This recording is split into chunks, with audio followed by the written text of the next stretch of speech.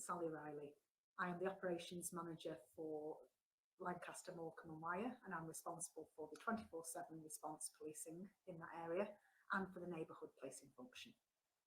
This is a message to wish all our community's partners and colleagues a very Merry Christmas and to tell you a little bit about what's been going on in 2022. It's been a challenging year as we emerge from COVID. Demand continues to be really complex and to grow, but we're rising to that challenge, and we've been inspected this year by Her Majesty's Inspectorate of Constabulary, Fire and Rescue Services and found to be a good police force, which I hope will give our community some confidence that we are serving them well. There's always things to learn, but it's a good outcome for us and shows that the many things that we've put in place this year are reaping rewards.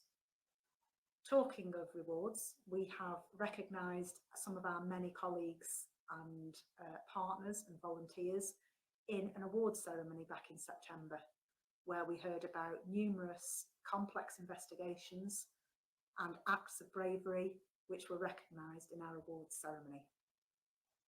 This year has also seen a considerable number of new student officers join us, which bolsters our frontline policing capability and has enabled older, more experienced officers to move into specialist functions. So that's really good news for us. This Christmas will be as busy as it ever has been, with football matches and other events resuming, and our officers and staff will be on the front line over Christmas, serving our communities every day as they have done all of this year. In summary, I would like to wish you all a very Merry Christmas. Please stay safe, continue to feed us intelligence, to report crime. If you're a victim of crime, be confident that we will investigate your crime. If you're a witness, please ring in or report it in many of the other ways that you can do, and we will listen to you, take your report and investigate thoroughly.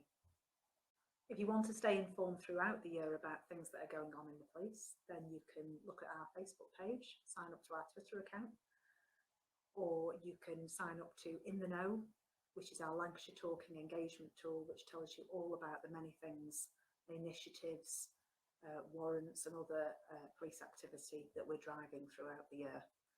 Until then, thank you for listening and have a very Merry Christmas. Okay, yeah, so this is interesting. That on the Freedom of Information Act website for the Lancashire Police, somebody has made a request of freedom of information for Superintendent Sally Riley, but they haven't included their name.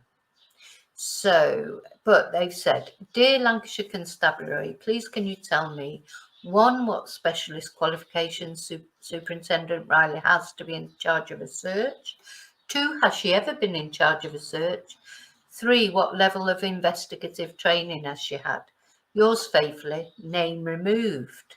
So I don't know, I'm presuming the person didn't supply their name. So the Freedom of Information website sent, first of all, just a formal acknowledgement of receipt. And then later on, they came back to whoever the person was and said, further to the below Freedom of Information request, please be advised that the requester can be an individual, a company or an organisation, but in each case, Section 8.1b requires that a request for information must include the name of the requester. And it goes into the details of, it seems like they'll accept any name. I mean, I don't think it even has to be a real name, but it won't accept initials or just first name or just surname. They want a full name. So you can't just say Smith or even Mr. Smith, but you can say John Smith, etc. And so they say, can you please confirm your full name in order for us to proceed with your request? That's the Information Access Team at Lancashire Constabulary Headquarters. Now, I looked, I don't think, that person has never gone back and given their name, because actually you can even you could go into it and claim that yourself. You know, you can put in your name and your email and claim that request. Or you have to create an account. So yeah, so somebody obviously made that request in February, right at the beginning, to feel that the search hadn't been done right, and but they've not followed up on it. So that's interesting. But it's interesting to know that you can do that as well. So if you've got a question, freedom of information that you want to ask the Lancashire Constabulary, there you go. You can do it. You go on to, where does it tell you where it is? Yeah, you just have to contact the Information Access Team at the HQ Data Protection Office at Lancashire Constabulary Headquarters. It doesn't give me an email address. I went into that and nothing came up. It just sort of talks about email addresses and how, but it doesn't actually give you an email address. But I'm sure it's not that difficult to find. So that's just an interesting little snippet, maybe. If, like me, you're interested in interesting little snippets. To appeal for witnesses in the case of Nicola Bulley. This is a 45-year-old lady from the local area who sadly went missing last Friday morning at about 9:15 a.m. She was last seen walking her small brown dog on the towpath of the River Wyre. The dog was found about an hour later, as was her mobile phone. So her family are very concerned, as are we. We've mounted a really intensive operation to try and find Nicola, including a number of specialist officers from our Northwest Underwater Regional Search Unit and specialist investigators who are supporting the family, as well as a lot of partners like Bowland Mountain Rescue, Lancashire Fire and Rescue and others, and the Coast Guard. We thank them very much, as well as local people who've turned out in force, who are obviously equally concerned for Nicola. And we appeal for anyone who may have been driving through the village of St Michael's last Friday morning at about 9:15, or who may have dash cam footage that could be of use to us, or people who may have been dog walking in the area or on the towpath to come forward. They can ring 101, or if they have a sighting of Nicola, 999. Thank you. How do you think she got to St Michael's? Because her home is probably 3 miles away. I'm not aware of how she got from her home area to the village, but we believe she made on foot with the dog to the towpath. Nicola went missing on Friday the 27th of January. It was seen at 9:10 in the upper fields of the Riverside area, and she was with her dog. Her phone and her dog were found at around 9:33 that morning, and Nicola has not been seen since.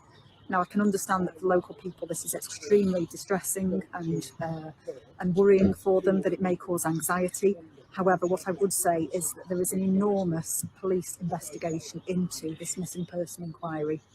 Around 40 detectives are working under a senior investigating officer, looking at every possible line of inquiry, including CCTV, house to house, tracing witnesses, looking at around 700 vehicles that have passed through the village that day, tracing all of those witnesses and trying to get dash cam footage. In addition to that, around half a dozen police divers continue to search the river, but we're also aided in that search by a number of partners like Fire and Rescue and the Lancaster Area Search and Rescue team, to whom I'm very grateful. So to the local community, I would say, please, if you have dash cam footage relating to that journey on Friday the 27th, get in touch. We have a new email inbox, Nicola Bulley investigation at lancashire.police.uk, and all information will be taken seriously and looked into. I was just going to ask you when you remain as confident as ever that there is no third-party involvement in this case at all. I do, Tony, because our investigation has looked at so many potential lines of inquiry, particularly the CCTV bordering that stretch of river. Now, Allotment Lane and Rowan Water Caravan Park have been discounted as areas that Nicola could have used to leave the path. That only leaves a Scarstang Lane. Now, of course, we remain fully open to anything that may have happened to her, and any information is being checked out. But at this time, our belief is that this is a missing person inquiry. So the third party involvement that's suggested by the boss of SGI mentioned about the phone possibly being left on the bench as a decoy, that's something that isn't really relevant to the inquiry, or is that a factor in any way? Nicola's phone was found on the bench, but there could be so many explanations for that. Nicola may have left it momentarily, particularly as she was on a Teams call from 9:01 that morning until the Teams call ended, albeit she remained dialed in at 9:30. She could have left the phone on the bench to go and deal with something involving the dog. It does not mean anything suspicious in itself.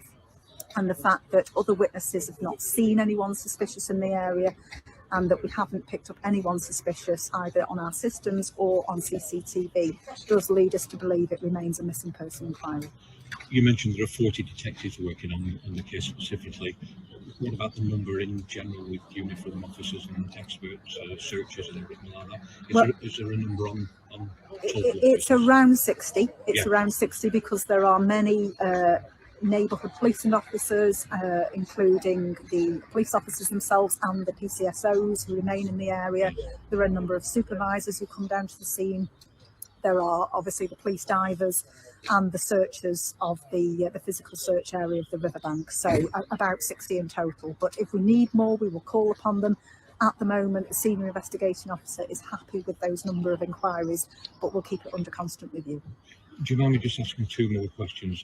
The area around the bench wasn't kind of isolated and protected at first. I mean, is that something that is regretted at all, or was that the right thing to do at the time? Well, this is a beautiful rural area, isn't it? And to be able to fence off every hazard would be practically impossible for an area that people come to on their holidays. They walk their dogs, they enjoy leisure time, local people. So I think that would be a very difficult task, not one for the police, certainly for the local authority, but I think one would be difficult to do and may detract from the beauty of the area. So no evidence would have been lost by it not being isolated or sealed off? Oh, you're talking a police cordon? Sorry, I thought you meant a physical cordon. Right, sorry. Well, the police officers were alerted after that first call about 10:50 when the school and her family were told that her phone and her dog had been found. Police officers were very quickly on the scene afterwards. In that short window, I'm not concerned, having been led by the inquiry team to this view, that anything would have been lost in that short time. And do you know how long SGI are going to be on site and how near they are? That is a matter for them. That's for them, Indeed. Thanks. From Inskip in the local area went missing.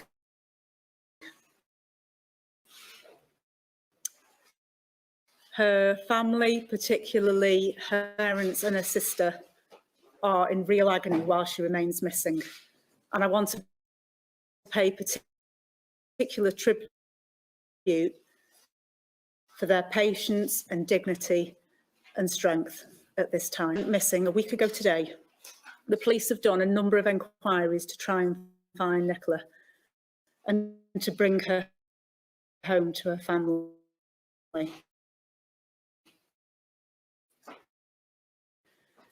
In particular, the search has focused a number of search resources have been searching the river and the bank. This includes drone, the helicopter, police divers, sonar equipment, pole cameras, underwater drone, and staff wading the shallower parts of the river. We've also had search dogs that are specially trained in the area from both the boat and the riverbank. And this has included the area where Nicola went missing, but also upstream of where she went missing and the 15 kilometres or so down to the sea.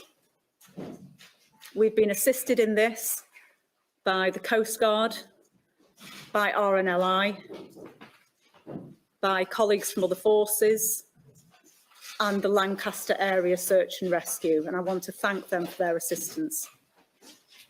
Unfortunately, we have not still found Nicola, but our search does continue.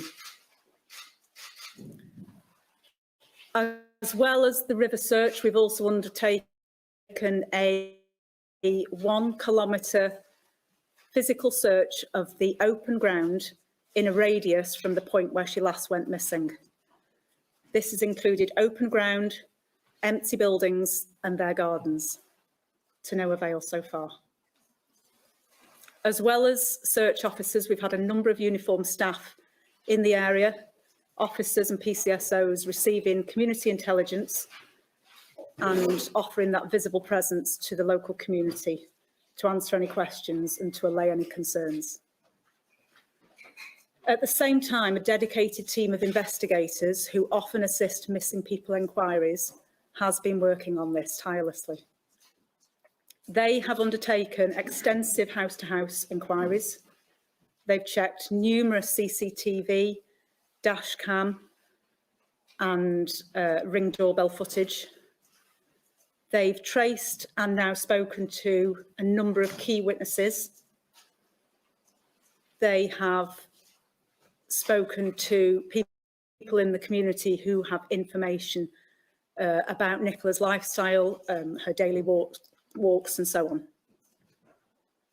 All this has built up a really rich picture of data that's allowed us to have a very tight timeline, some details of which we've already released, about Nicola's last whereabouts and what she was doing last Friday morning.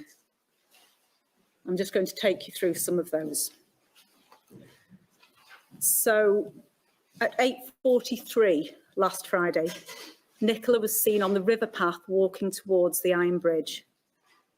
A few minutes later at 8:47, she was seen in the lower field with her dog Willow and her mobile phone, which was on view.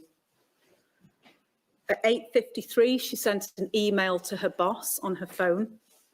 And at 9:01, she joined a Teams work call. All of this was normal behaviour for Nicola. This was not out of the ordinary, and nothing different or unusual happened during those calls and emails. At 9:10, she was seen in the upper field. The dog was off the lead. Again, this was normal. The dog was not in its harness and the lead wasn't on the dog, which was all part of Nicola's daily routine. At 9:20, through inquiries we've made, we believe that her phone was on the bench. At 9:30, the Teams meeting ended, but Nicola's phone remained dialed in.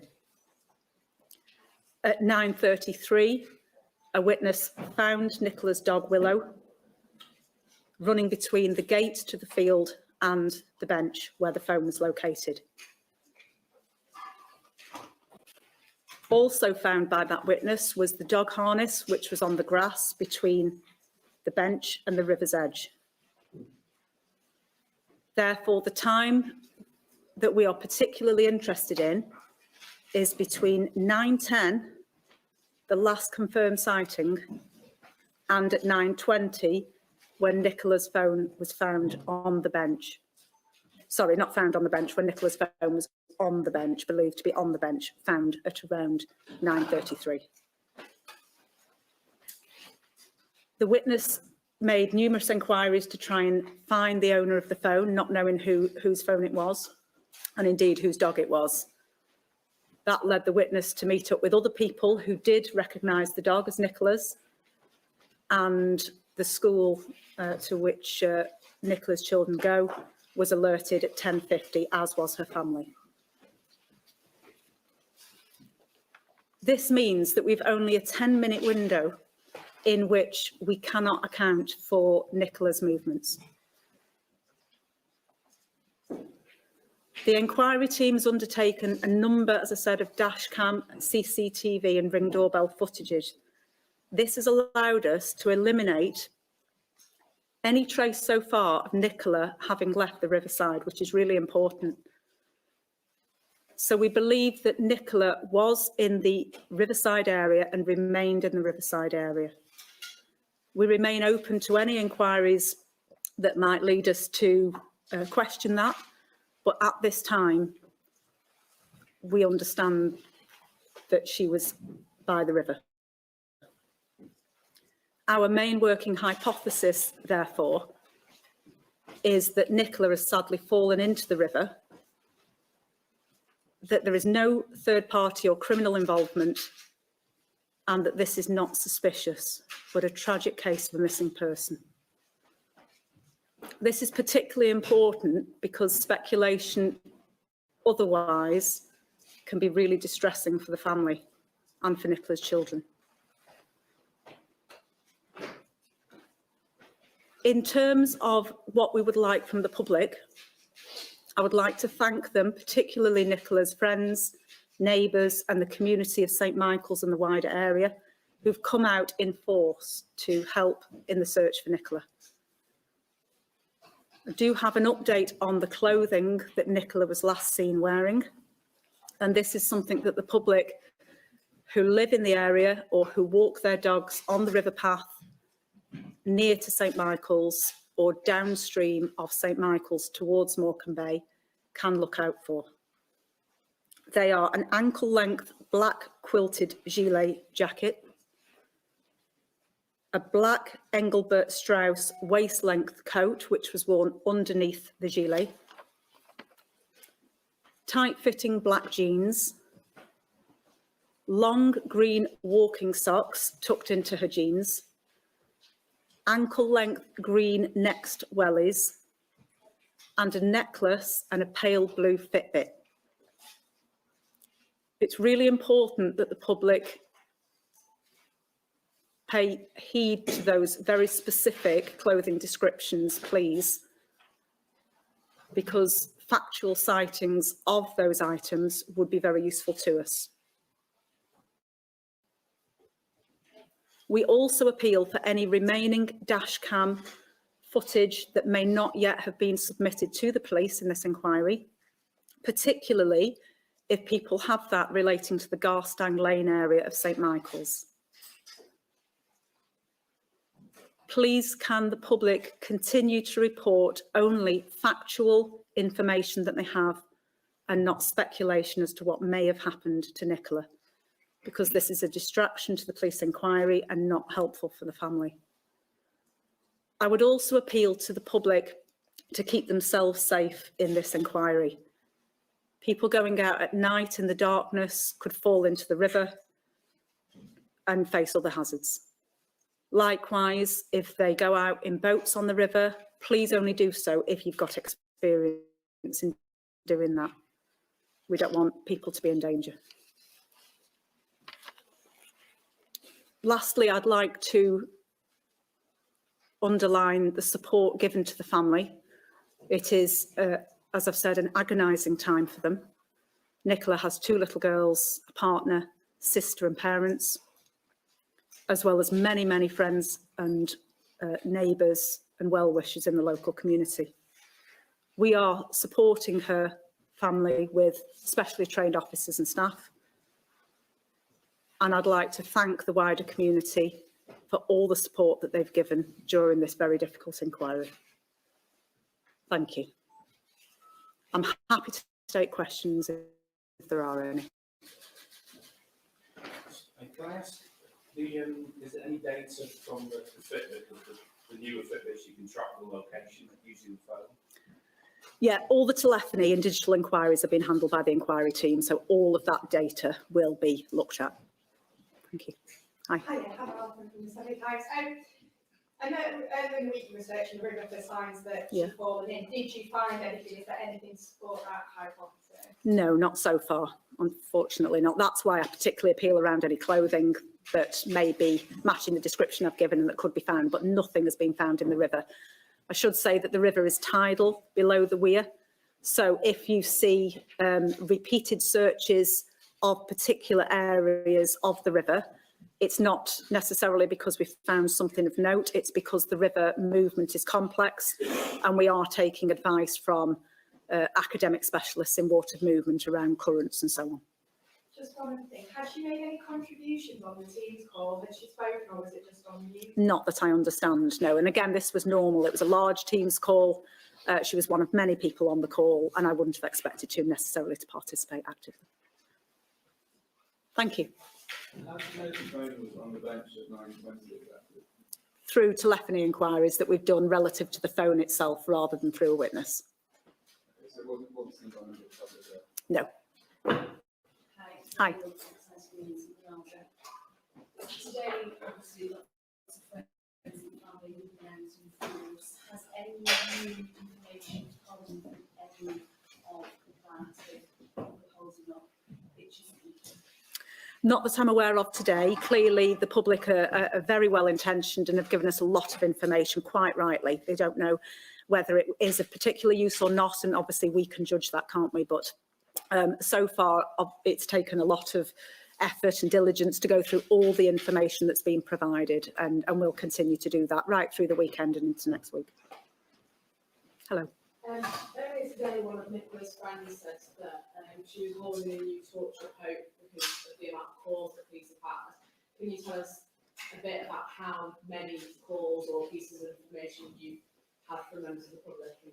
Have you got any idea about the number? I can't give you a number, but I know there have been a lot of calls today. Clearly, 7 days on is a really good time for people to think back, particularly if they have perhaps a particular work pattern where maybe they might be working on a Friday or not working on a Friday.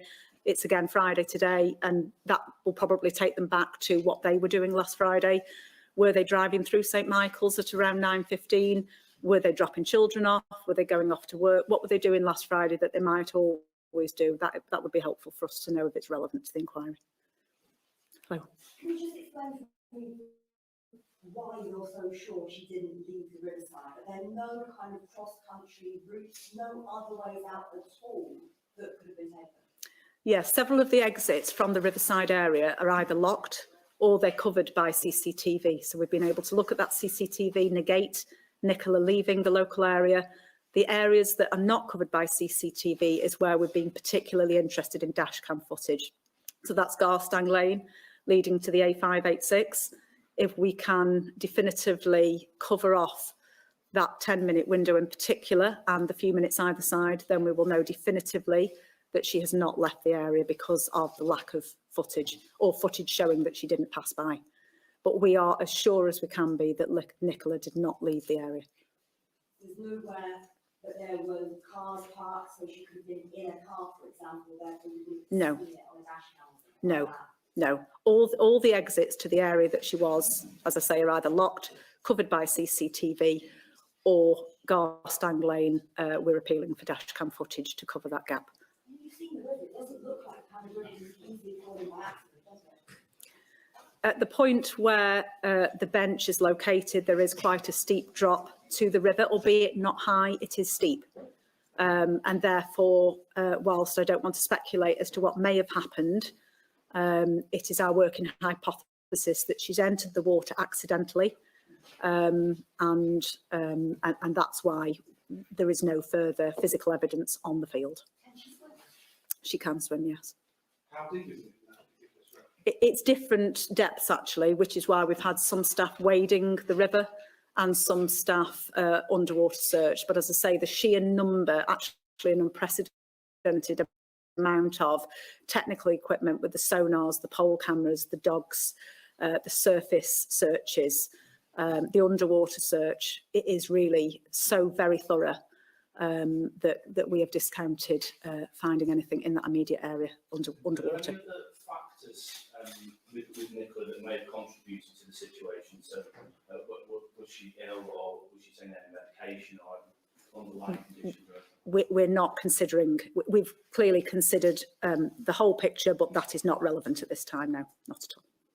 Can you check, so 10-minute window between 9:10 when she was last seen and 9:20 when the phone's not moved around?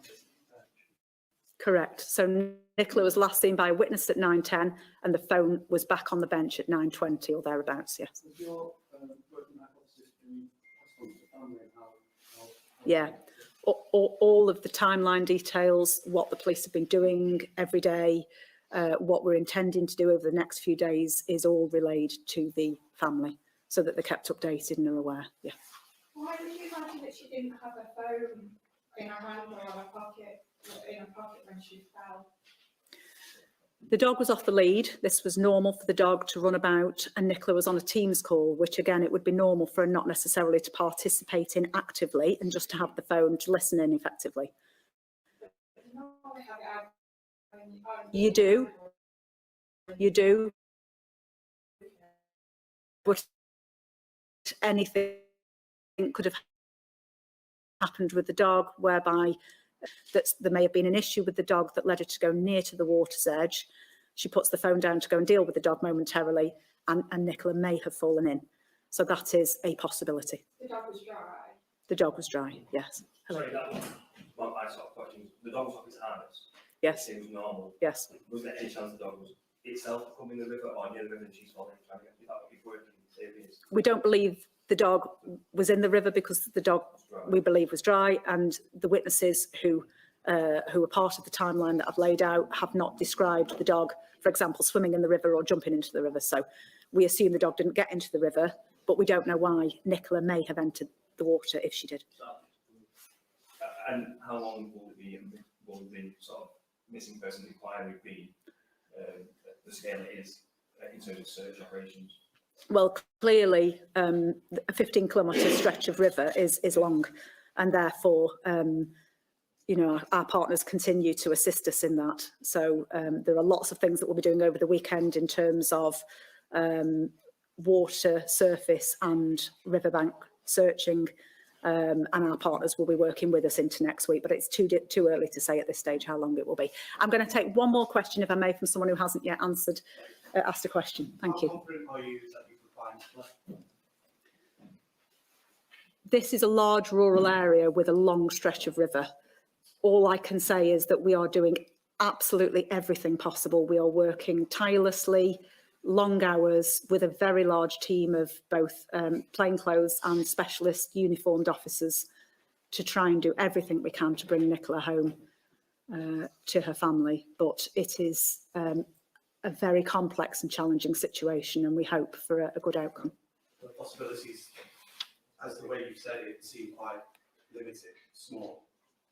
Well, as each day goes on, we become very much more concerned for Nicola's safety, but we have the best minds and the best trained officers available to us, as well as a number of very specialist partners. So every potential possible way of improving our chances of finding Nicola are being exploited.